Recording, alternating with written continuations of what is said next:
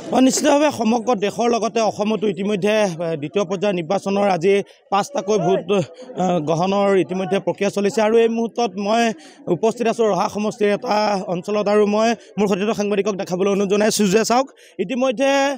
নগাঁও লোকসভা সমষ্টিৰ 18,17,204জনকৈ ভোটাৰে আজি নিৰ্ণয় কৰিব যি 13জনকৈ প্ৰাৰ্থীৰ ভাগ্য নিৰ্ণয় আৰু এই মুহূৰ্তত দেখিবলৈ পোৱা গৈছে যে সকলো ৰাইজ পুৱা 7 বজাৰ পৰা এনেদৰে নিজৰ ভোটাধিকাৰ সাব্যস্ত কৰিবৰ বাবে ওলাই অহা পৰিলক্ষিত হৈছে আৰু এই মুহূৰ্তৰ ৰহা সমষ্টিৰ যি বিৰিঙাহাটী প্ৰাথমিক বিদ্যালয় ভোটকেন্দ্ৰ আৰু এই ভোটকেন্দ্ৰত মই উপস্থিত আছোঁ আৰু সামগ্ৰিক দৃশ্য আমি প্ৰতিনিধিত্ব মই দৰ্শকসকলক দেখাইছোঁ যাতে কোনো ধৰণৰ অপ্ৰীতিকৰ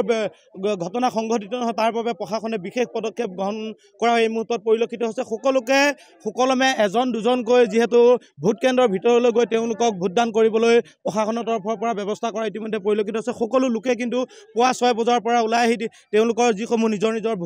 ভোটাধিকাৰ সেই ভোটাধিকাৰ সাব্যস্ত কৰিবৰ বাবে ওলাই অহা পৰিলক্ষিত হৈছে আৰু এই মুহূৰ্তত আমি দেখাইছোঁ যে মহিলাসকলো কিন্তু পিছ পৰি ৰোৱা নাই পুৱাৰে পৰা মহিলাসকলো কিন্তু এনেদৰে যি দীঘলীয়া শাৰী আৰু এই দীঘলীয়া শাৰী পাতি তেওঁলোকে নিজৰ যিসমূহ ভোটদান সেই ভোটদানসমূহ সাব্যস্ত কৰিবৰ বাবে ওলাই অহা পৰিলক্ষিত হৈছে আৰু নিশ্চয়কৈ এই মুহূৰ্তত এটা কথা ক'ব লাগিব যে নগাঁও লোকসভা সমষ্টিৰ যিহেতু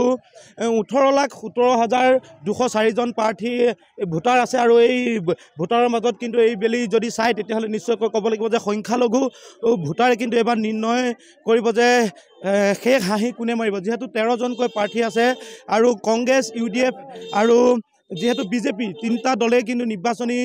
প্ৰচাৰ ব্যাপক কৰি তোলা পৰিলক্ষিত হৈছিল আৰু শেহতীয়াকৈ যদি চাই তেতিয়াহ'লে নিশ্চয়কৈ ক'ব লাগিব যে বিজেপি আৰু কংগ্ৰেছৰ মাজতে যে মূল যুঁজখন হ'ব সেয়া কিন্তু এই মুহূৰ্তত ক'ব লাগিব আৰু সমূহ ভোটাৰ ৰৈ আছে মই ভোটাৰৰ পৰা জানিবলৈ চেষ্টা কৰিম কিমান সময়ৰ পৰা ৰৈ আছে আপোনালোকে ভোট দিবলৈ আমৰা 3 ঘন্টা হয়েছে 3 ঘন্টা হয়ে গেছে কিমান সময় পৰা ৰৈ আছে 5টা তোৰ বেৰিয়েছি এতিয়াও যাব পৰা নাই না কিমান সময় পৰা ৰৈ আছে ৰাতি 5টা বজাত আহি পেলাই যাবলৈ নোৱাৰে এতিয়ালৈ কিমান ভিৰ মানুহ যাবলৈ নিদিয়ে নহয় ইহঁতক কিমান সময়ত আহিছে আপুনি 5টা বজাত ৰাতিপুৱা